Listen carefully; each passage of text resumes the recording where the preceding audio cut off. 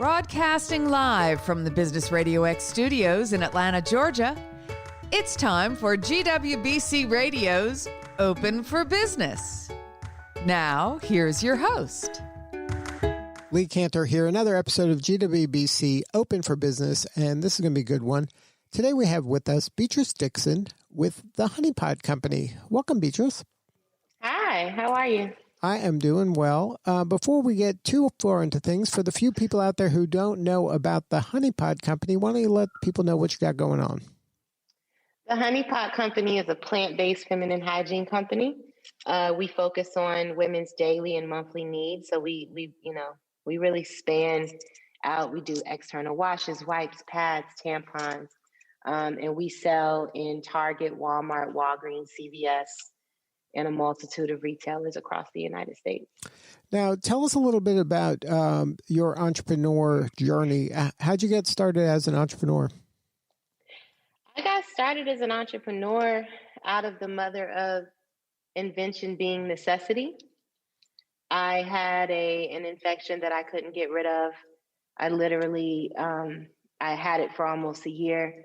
And, nothing that I did worked. But finally, one morning, I should say, my grandmother came to me in a dream and she told me what to do. And I did it. And when I woke up, basically, she handed me a piece of paper and it had a list of ingredients. And when I woke up, I wrote it down. I made it within a couple of days and everything that I was dealing with went away after that. So how do you kind of explain that to yourself, that occurrence? I explain it to myself precisely the way that it happened.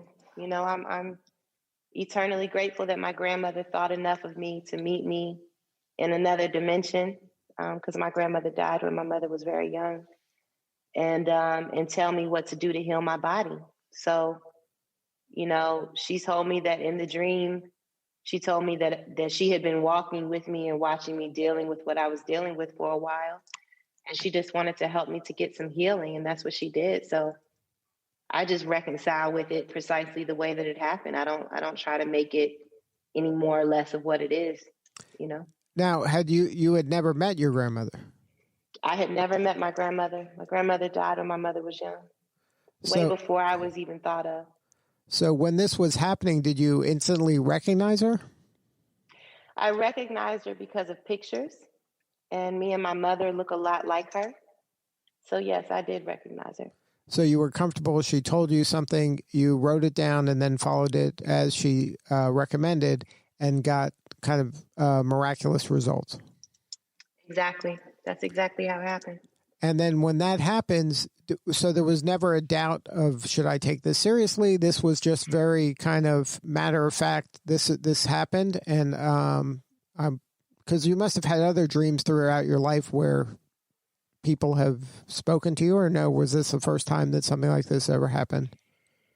I've had other dreams where I've had ancestors come and visit me, but I've never in my life, even all the way up until now, have I ever had a dream that was this clear and this concise, right? This had a level of clarity to it that I had never experienced before. So it has happened to me before, but just never in a way that was as clear and concise as this was. So when that happened and you write it down and you just, I guess you mixed this concoction together and then tried it, and was it instant? Like you were like, oh, this is relief. This is definitely, I'm going to keep doing this. It was instant. I instantly said, oh, I'm going to make this into a company. Wow. And then, so at the point, so now it's working on you, so you feel confident. Did you have any trepidations of having somebody else try it where, they're not related to your grandmother, that this, you didn't know that, hey, it worked for me. I don't know if this is going to work for a stranger. Well, what I did was I gave it away for like a year and a half. So I just gave it away to friends, friends of friends. And what was happening is a lot of those people were having the same results that I was, because I didn't want to just put it in a bottle and sell it. I had to make sure that it worked for other people. Plus, I had to kind of perfect the formula. right? Like I had just made it for myself. But it's kind of like with cooking or with anything else, you don't just make something and just put it out into the world. You have to try it first and then, get other people's results. And so I gave it away to hundreds of people before I sold a bottle. And so that was kind of a market test. Did you ever take it like to a lab or a scientist to say, hey, what is making this work? Or did you? Yeah. Yes, I did eventually. Yes. So at some point, there was more structure around the formula, I guess, in order to replicate it. Yeah. When we got into Target, it had to come out of the kitchen. Right? Not your kitchen anymore. It's like it had to come out of it had to come out of the kitchen. When we got into Target is when we went to a manufacturer and we started working with chemists, and then they made the formula in a way that it needs to be made for for mass production. Then that's when we did a clinical trial as well. Now, when it's going through those stages, is this still like kind of your thing that you're working, I guess, on the side at one point, and then it became a full-time endeavor? Yeah, it wasn't full-time for me until 2018.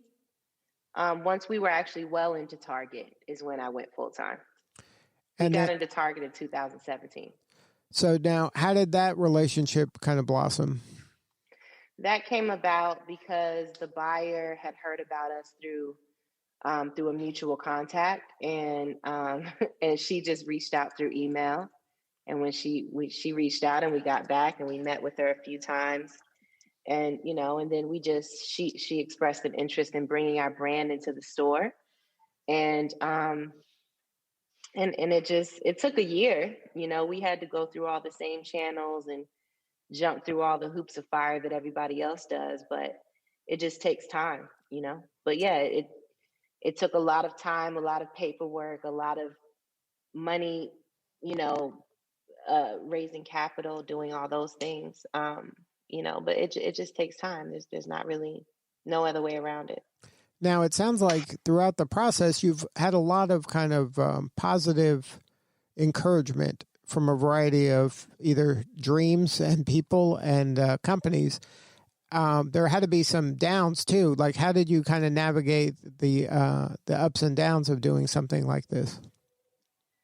The ups and downs of doing business, there's not really much ways around that, is there? It's just life. You can't get around the ups and downs. That's impossible. So you roll with them. You know what you can control. You know what you can't. And whatever you can't, you kind of have to die to, and then put parameters in place that make it a little easy for you, easier the next time around, so that you're not running into the same situation. Well, some people go through a challenge like this, and starting a company is definitely a challenge, and they hit roadblocks. And for some of them, they're like, okay, this is too hard. They're out. But for whatever reason, you decided to keep kind of going boldly forward and not letting any type of setback kind of get in your way. Like, is the dream that strong, the belief in what you got going on so strong that it just gets you through that? Like, what do you attribute that resilience to? I mean, look, I have employees, I have co-founders, I have family that relies on me. I have responsibilities. There's no plan B. So, for me, like, if I made a decision, I'm going with my decision. I'm doing what I said I was going to do. But that's just who I am. I don't, I'm black or white. I don't waver. You understand what I'm saying? Once I make a decision that this is what I want to do, I'm doing it, and I'm committed to it. And so, I think that that's in you. I don't, that's not anything that I've been taught. That's just in my blood. Does that make sense? Yeah. I mean, I think in order to be a leader, you have to have that kind of like burn the boats behind you kind of attitude that we're going boldly forward. And we're here now. That's how it. I feel. Exactly. You know? And there's a book called "The Obstacle is the Way," and what that means is that everything in front of you isn't really in front of you. It's just you're going to have to get around it as part of the path to get to where you're going. It's not there to disrupt you. It's there just part of the path. So don't complain about it. Just figure out a way around it. Yeah, that's by Ryan Holiday, right? Yeah. Yeah, I'm a bit of a stoic, so yes, I'm with you. It sounded, I was hearing some stoic attitude in there. Now, do you, speaking of stoicism a little bit, that I don't know if everybody embraces that. Do you find that that's a good trait for entrepreneurs?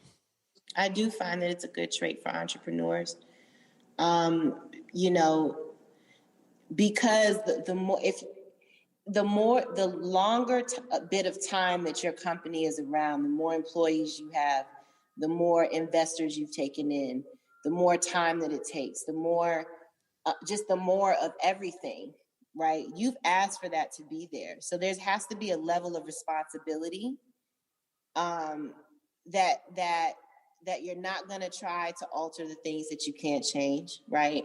You're going to be here right now because that's the only place you can be. And the fact that nothing lasts forever because it doesn't, right?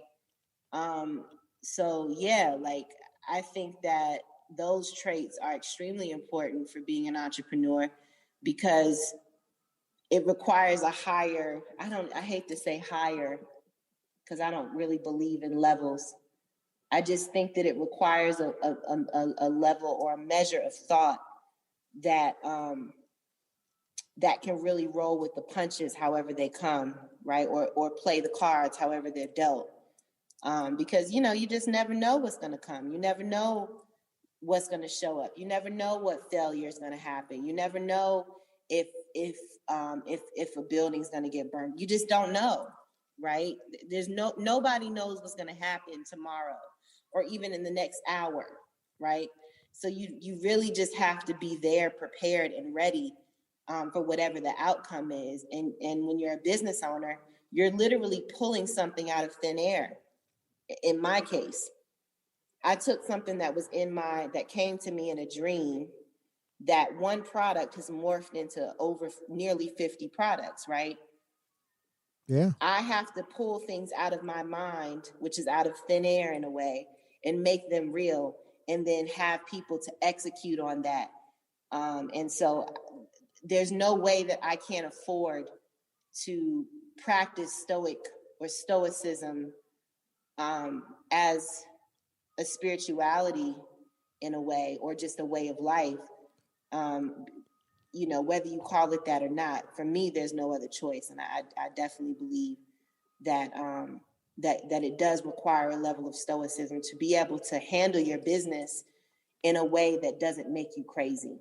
Well, I agree, and that's I think the ability to separate what you can control from what you can't control is a great way to keep someone sane. Because if you get all crazy about things you can't control, then that's going to seep into a lot of places that you don't want it to. Yeah, and you're wasting your time. Right. So I look at also entrepreneurship as kind of an art form, because entrepreneurs create something from nothing. And I think there's some magic to it. And I think that it requires a lot of faith and belief in oneself and a future that doesn't exist yet. So congratulations to all the success that you've built in your business and in your kind of the legacy you're leaving behind. Can we talk a little bit about that legacy? Because as a woman of color, what you're doing, I believe, is inspiring other people, and you're kind of giving them a roadmap to success. How important is that to you? That's extremely important. Not just for humans of color. Humans of color are definitely within the pathway of why I want to be successful. You know, and the reason why people of color, specifically women of color, why that's such a passion place for me is because of the disparities that happen in capital, right? Part of the disparity that's happening in the world of venture capital is because venture capitalists, private equities, funds, hedge funds, you know, these capitalists, they're not necessarily seeing a lot of Black women entrepreneurs growing, scaling, exiting their business, right? So it's important for me for two reasons. One, because culturally, I want Black women to understand that you're not selling out if you exit your business. If anything, you're practicing a level of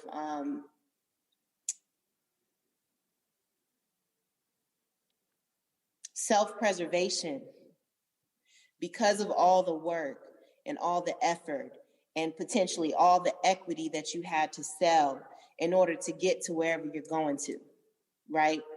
The reason why people exit isn't because they're trying to sell out their company. The reason why they exit is because they've put so much time and effort into getting to that exit, right? And unless they do that exit, a lot of times you may gain a little bit of wealth, right? But a lot of times in businesses and companies like mine, unless you exit your company, you'll make a six-figure salary, you know, right? You can, when you raise money, you can pull a little something out for yourself, right? But unless you exit your company, it's really hard to see the return on all of the investment that is not only your money, but your time, your effort, the faith and belief that you have to have in yourself, the energy that you have to pour into your business. I mean, I literally have to give Honey Pot everything. You understand what I'm saying? Yeah. And so the reason why I want to be successful, specifically as it relates to Black women, is so that when that next Black girl is going to sit down with that investor, right, and talking to a venture capitalist, right, and she can put in her investor deck towards the end, after she says the money that she wants to raise, she can be able to also say, I'm modeling my business after Honey Pot, right? If she's in the consumer package business and consumer packaged goods, and she wants to go into volume retail, and she wants to do all these things, and she wants to show that there is a pathway to exit. There is a pathway to success as me being a Black woman-owned business that's growing, scaling, and wants to exit their company. That's important because when I raised capital, I didn't have a Black woman-owned business to put in my deck. You understand what I'm saying? Yeah. And I think that that's important because no matter what you say, humans believe through their senses. Humans believe by what they can hear and what they can see. And a part of why there's such a disparity with black women, specifically in venture capital, is because there's some BS in there. Don't make me wrong. But another part of it is that you don't necessarily see us growing, exiting, and selling our businesses at the same rate that you see other people. And right. So that's why it's so important. I think it's critically important. And I think it's important. I don't think there's any shame at all in selling the company because the company isn't you. I mean, the right. art comes from you. There's other paths for you to go down. This isn't a one and done situation. If you can do this, you can do lots of things. So why limit yourself to one thing? So I don't think that paradigm is even fair to you to even consider because this isn't you. You might be part of it. You birthed it, but it's not you. It's not, but people don't necessarily know that, man. You know, people see their business and they think, oh, that business is my baby. And it's like my family, and I love it because I put everything into it, right? But the reality is your business is not your family. Your business does not care anything about you, right? It's the humans in your business that may care. But business doesn't care. Business is commerce. It's money. It's transactions, right? And there can be social responsibility or, there can be those things built into that business. But the point is that I want to communicate to the culture, specifically the Black woman culture, right? Is that if you exit your business and you can walk away from your business with 10, 20, 30, 40, 50, 100 million, guess what you can do? You can help more start people. Another business. Exactly. Right? Help more people. Exactly. So what it is it's perspective and it's conditioning. And sometimes people have self-limiting beliefs too, and that they do, and that gets in the way, and people can self-sabotage. But I'm with you. There's a lot of opportunities out there, and there is an opportunity cost. When you're doing one thing, you're not doing something else. So, exactly. And it might be time to hand something off to somebody and let them run with it, and let's see what they can do with it. And then while you go build some other thing, or you can just go free up and just be retired and travel the world and do, because life is not another principle of stoicism that I have tattooed on my fingers, right, is to learn how to die so we can live. You understand what I'm saying? Yeah, you have to know that there is an end for all of us. There is an end. Everything has an end, right? So if everything has an end and I'm absolutely going to die without question, right? I have to get busy living my life. And my life is not all about work. Right. And so, that's a part of why I must exit my business, because I don't want to work the rest of my damn life. That's silly. Right, but it sounds like you want to serve the rest of your life. You want to help others. I do. I love humanity, And you can help them in a lot of ways. I mean, there's lots of ways to help folks. Yeah. Well, again, congratulations on all your success. If somebody wants to learn more about the Honey Pot, what's the website? Our website is thehoneypot.co.